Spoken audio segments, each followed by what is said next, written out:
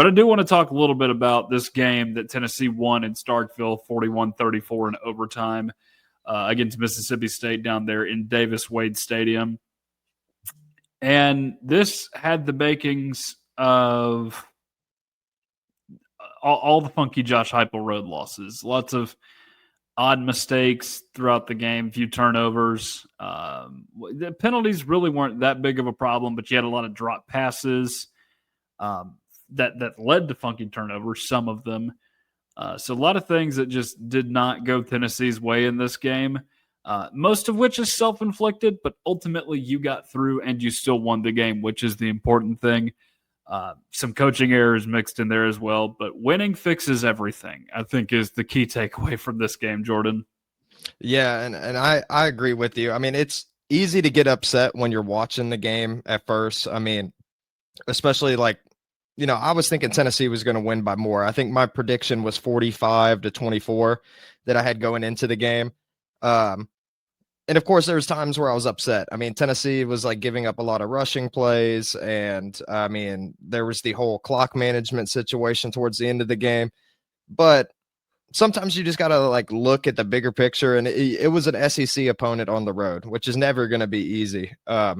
So, I mean, I think Tennessee ultimately got a good win during the game. And I mean, Mississippi State was undefeated to start off. So, I mean, since the game, since times went on during the game, I'm less upset about some of the things that I saw. But there definitely are some things Tennessee needs to correct moving forward.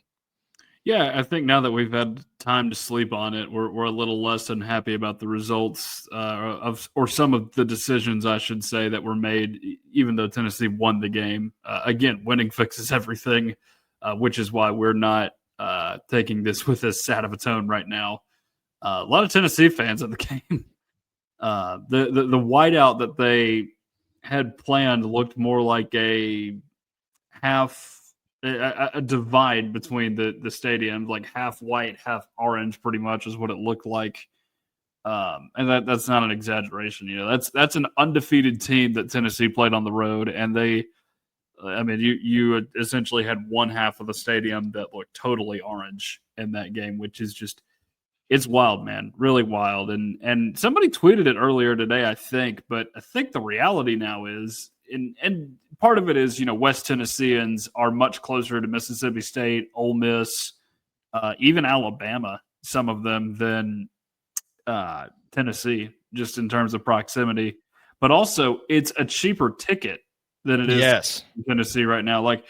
Think about the damage Tennessee fans will do to Kentucky here in about a month. I myself am thinking about going up to that game just because it more of a personal reason than anything. But I just can't imagine Kentucky having too big of a crowd, just the way that season is progressing, and you could see that happen more and more this season. Florida, if Billy Napier is out there, I think some Tennessee fans would make the trip happily down to Florida. Yeah, I mean, it's funny you mentioned about the games being cheaper and stuff, because I was actually talking about this with my girlfriend recently. It's Tennessee tickets are extremely expensive now, and I was talking to her, I was like, it might honestly be cheaper to go to the Tennessee-Alabama game in Tuscaloosa than it would be in Knoxville if the game was taking place in Neyland this year.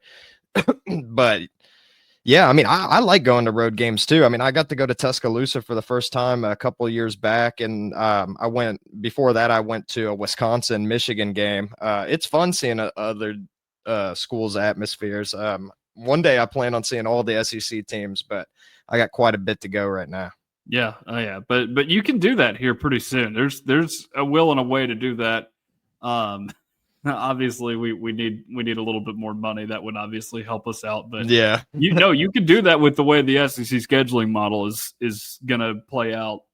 So you're going to see everybody play everybody here in the next 4 years everywhere, which is fun, and we'll get to that a bit later. But very exciting times ahead for the league. But looking at the game itself, just some key takeaways that I had offensively. You don't run the ball super effectively in this game. 131 yards. I think that is probably just not wanting to run the ball as much as it is just not having success. Like I didn't see very many plays in which Mississippi State was bottling Tennessee up. I think they finished with 4 TFLs, 2 of which were sacks. And Deshaun Bishop was your most productive running back in this game. And I get it. The data gets skewed a little bit with that touchdown run there at the end, but you take that out, he's still going just a hair below 5 yards per carry in that game, which is everything you want, especially when you're looking at 1st and 10, just trying to get a drive started.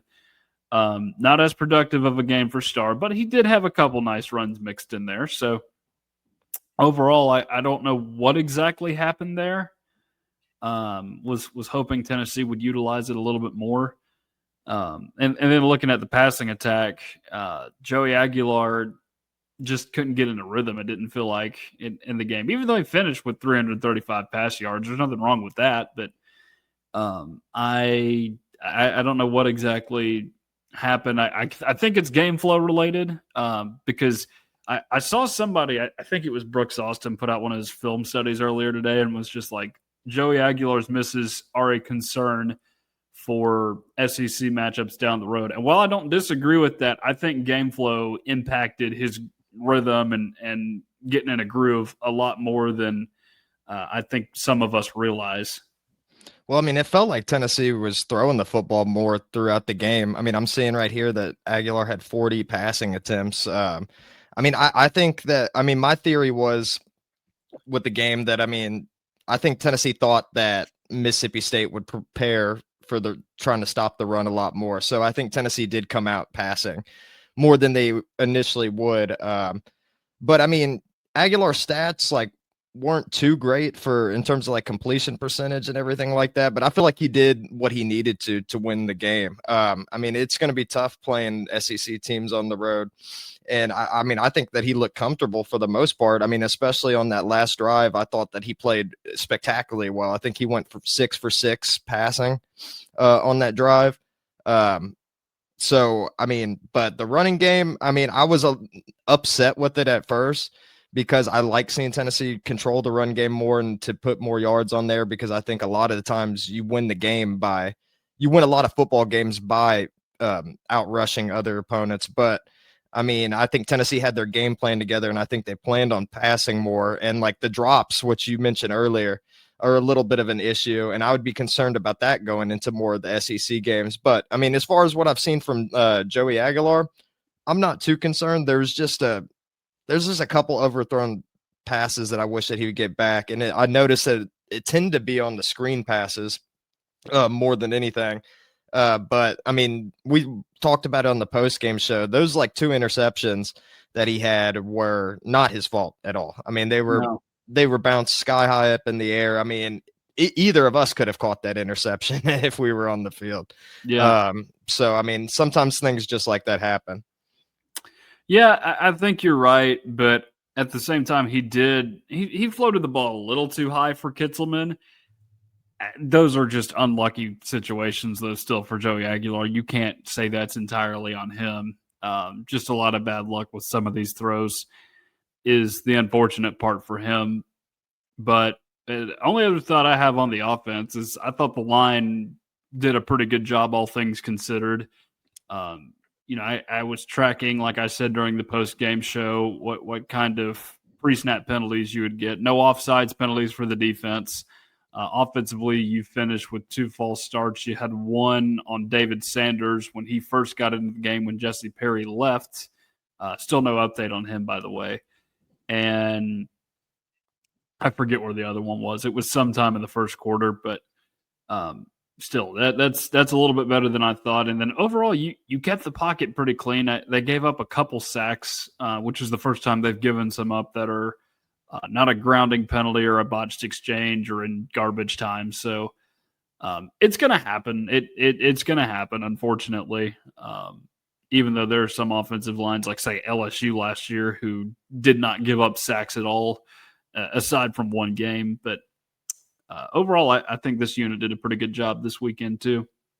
Yeah, they've been pretty impressive the entire season. I've been tracking their stats because I've been so impressed. And let me pull them up right here. I know during the game, Tennessee only allowed 4 tackles for a loss, which technically is the most that they've had during the season. But I mean, it was their worst performance technically. If you're checking the box score for the offensive line, but I mean, they've still played outstanding this If season. that's the worst you've got, though, that's not that bad. Exactly. That's what I'm saying. I mean, because there's been, I mean, especially last season, Tennessee's offensive line seemed to be a big issue. But I mean, so far this season, I mean, I would make the argument that Tennessee's offensive line might be the strongest group, or at least offensively, that this team has, as long as they can stay healthy, of course. I mean, we're still waiting to hear, like you mentioned, with everything with Jesse Perry. Hopefully he has a speedy recovery. But I'm excited to see what David Sanders can put together too, because we've only gotten to see him play in a handful of snaps, and it was from this last game. So, I mean, I assume the sky's the limit for him. And then everything in the offseason, I mean, Josh Heupel spoke highly about him in some quotes that I've seen. So I'm really excited to see how he ends up doing, especially how well the offensive line's played so far. Yeah, so my level of excitement's very high for David Sanders. He came out and did his job for the most part at the end of the game, which is all you can ask of a guy who hasn't played any college football yet in that situation. Moving over to the defensive end, the more I think about it, Jordan, the more impressed I am by the result. And it may not show up necessarily, at least statistically speaking, but you have to consider the fact that 3 of the touchdowns that Mississippi State scored in this game were sub 26-yard drives that began there because of turnovers. Not excusing what happened, but it's harder to stop a team going 20 yards down the field than 75. Let's just be honest. And then you look at what they did in the backfield, just wreaking havoc in that game.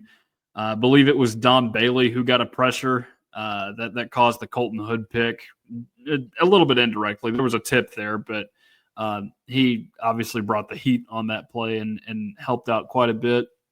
Tyree West is your co-defensive lineman for a week for a reason in the SEC. He had 2 sacks in the game. He had one coming from both sides of the line, actually. Had one in the first half, and then he had the strip sack fumble recovery for Josh Josephs, who also had a tremendous game for Tennessee. Aside from the play where he body slammed Devon Booth or whoever that was in it running back from Mississippi State.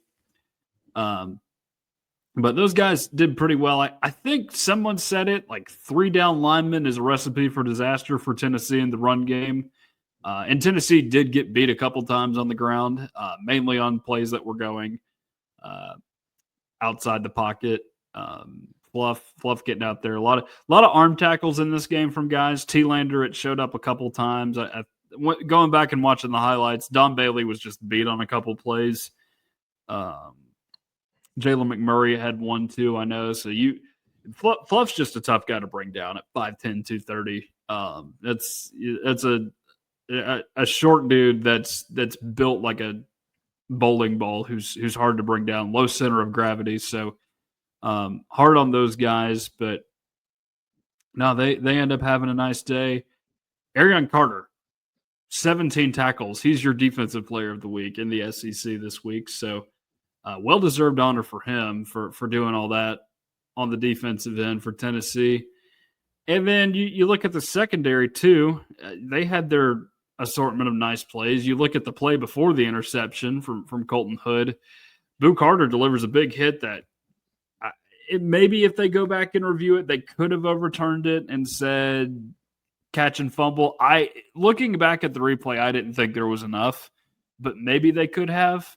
But obviously, it's a play that kind of gets lost just because of the play that happened right after it. Was it perfect? No, but I don't think this defense is far away from being a really solid unit again, especially with some of the news that some of these guys are going to be back within the next couple of weeks that have been injured. Yeah, I mean, I think the defense has been showing great signs of progression. I mean, we thought Tennessee's defense is going to be one of the best ones in the SEC going into the year, and then we were pleasantly surprised with how well the offense has been playing. But I mean, I think the Mississippi State game, I mean, even though Tennessee gave up 34 points, I mean, you mentioned most of them, they weren't playing with they weren't having to go all the way down the field to score those touchdowns. But I mean, regardless of giving up those points, I mean, I'd argue this is maybe Tennessee's best defensive performance of the season. I mean, they got 11 tackles for a loss. They got 5 sacks, 4 pass deflections, and every time, I mean, especially from the defensive line, I mean, they were flying around during that game. I mean, they were giving that offensive line fits for Mississippi State. I mean, a lot of times they were creating pressure, and even outside of the defensive line, I mean, a lot of times when the plays would go outside, Tennessee was flying to the football, and then there was that nice touchdown by Colton Hood too, his second defensive touchdown of the season. I mean, I think Tennessee is starting to step up and starting to make strides. And I mean, like you said, I mean, once some of these players come back from injury, Tennessee might end up having even better defense than they already have. I mean, Jermon McCoy coming back. I mean, I think he's possibly coming back for the Arkansas game. It looks like it. Which could be a good situation for him, to be honest. I mean, considering everything that's been going on with Arkansas, I mean, losing Sam Pittman and everything, it could be a good game to help get his feet wet and help him get adjusted where there wouldn't be as much pressure, or at least you wouldn't hope. I mean, of course, a catastrophe could happen in the game, but I find it highly unlikely. I think Tennessee handles Arkansas pretty well, but yeah, it'd be nice to get Jermon McCoy back out there, get some reps, make sure he stays healthy. And then when we go down to some of these stronger SEC opponents, I mean, some of these corners have already stepped up this season with Redmond and then Hood and everything. So, I mean, it could be really fun when McCoy comes back, and especially once all the defensive line gets healthy as well. So statistically speaking, Tennessee gave up 378 yards of defense in that game. That is 1 more yard than against Syracuse, which it was an okay game for Tennessee. I think we can all agree there. But you do have an offensive touch or a defensive touchdown that you scored, so you're doing other things to help yourself out. And you know how much they gave up to UAB total? 394 yards. Okay. So they did better against, and I get it too. Obviously, you got backups in, but you did better in that game than you did against UAB. I don't know how much that says, but it's something. It's something to consider. It didn't look like UAB was not as concentrated on the ground, I don't think. No. Well, they weren't at all. I shouldn't say that. But they were still able to throw the ball on you a lot. Meanwhile, Mississippi State only threw for 180 in the game. Obviously, Fluff Bothwell had a very nice game on the ground, but you did a lot of other good things in the game too, and I think that's something you can be proud of. All right, one more thing I've got is special teams related. Just keep Boo as your punt returner from now on, okay? I don't see any reason to flip back to Braylon Staley or even DeJuan Morris at this point. I know DeJuan Morris is hurt, but Boo's your best at returning punts, without a doubt.